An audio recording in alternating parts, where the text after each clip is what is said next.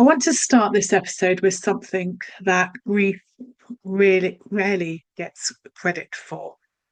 Grief is one of the most significant identity experiences a person can go through.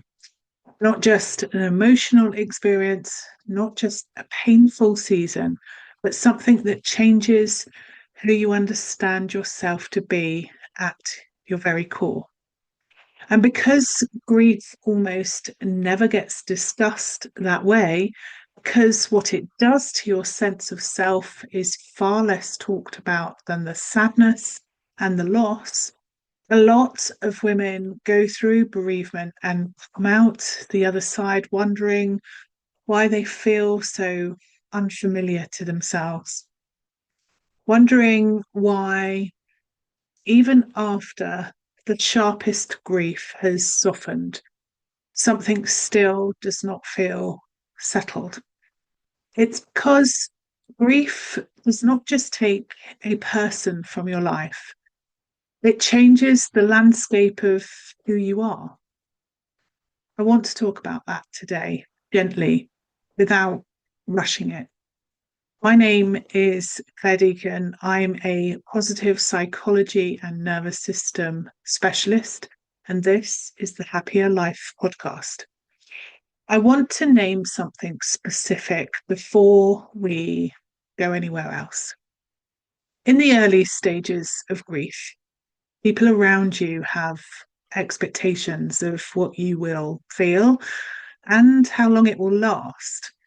There is a rough shape in most people's minds for what grief looks like and a timeline, often unspoken, for how long it is acceptable to be in it. What nobody prepares you for is the identity dimension, the strange, disorientating experience of not quite recognizing yourself, of reaching for how you used to feel in your own skin and not quite finding it, of realizing in quiet moments that the version of yourself who existed before this loss is not quite the same version who exists now. That is not pathology. That is grief doing what grief actually does. Notice what it feels like when you think about who you were before this loss and who you are now. If there is a gap between these two things, you're not imagining it. That gap is real and it matters. When someone central to our lives dies, we do not just lose them. We lose the version of ourselves that existed in relationship to them. Who were you as a daughter, as a partner, as a friend to this particular person, as a parent? That role, that relationship, that daily orientation towards someone, it shaped how you moved through the world. It shaped how you made decisions, how you spent your days, what mattered and why. When they are gone, that orientation goes too. And the question of who you are without it is one that grief does not automatically answer. Some find themselves not knowing what to do with time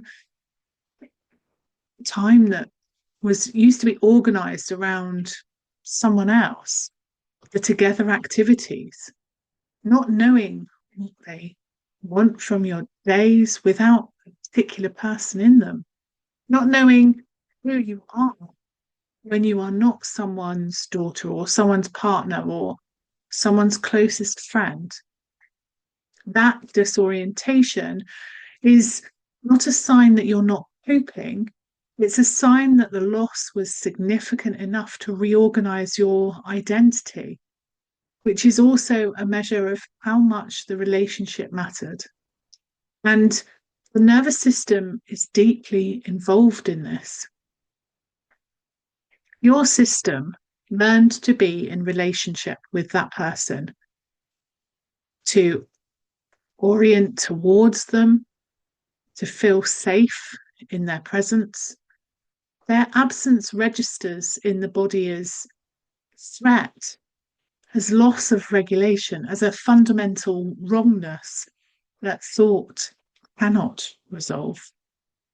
This is why grief is physical, why it sits in the chest, the throat, the stomach, why it exhausts you in a way that is completely out of proportion to anything you have done that day.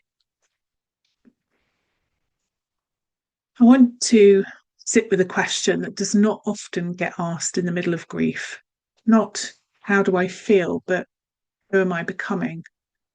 Because grief is not just the end of something, it is also, when you move through it properly, the beginning of something, a reconfiguring, a period in which you find out which parts of yourself were genuinely yours and which parts were shaped entirely by the relationship that is now gone. Some women find on the other side of this work that there are parts of themselves they had set aside for years, suppressed or subordinated to the needs of the relationship. They now have room to surface, that there are things they want that they had not given themselves permission to want before. There is a version of themselves waiting on the other side of grief, who is not just bereaved version, but something more whole. That is not a betrayal of the person you lost. It is the most human possible response to a loss that required you to grow. I want to name something gently but honestly. Grief that does not include the identity dimension can get stuck, not because the person grieving is doing it wrong, because the question underneath the loss, who am I now, does not get addressed. And unanswered identity questions do not resolve quietly. They surface in anxiety, in a low-level lostness, in a persistent feeling of not quite fitting your own life. The women who work through this properly, who allow the identity question to be part of what they explore, describe something specific on the other side. They describe feeling at home in themselves again, making decisions from what they want rather than from what the relationship required of them. Knowing sometimes for the first time in a long time what they actually value. Waking up in the morning without their first thought being about the absence of the person they lost. That does not mean the person is forgotten. It means they are integrated, part of who you are rather than a hole in who you are.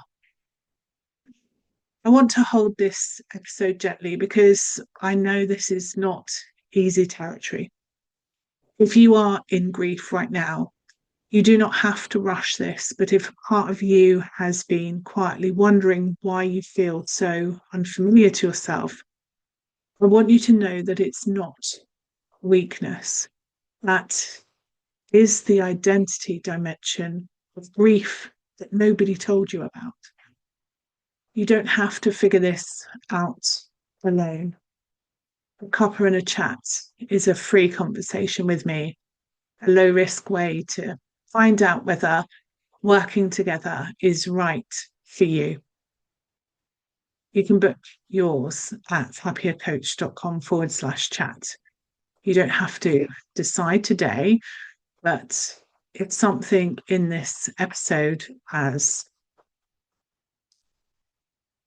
connected with you, it's something that you have been carrying, do not ignore that. And I will see you next week. Until then, take care of you.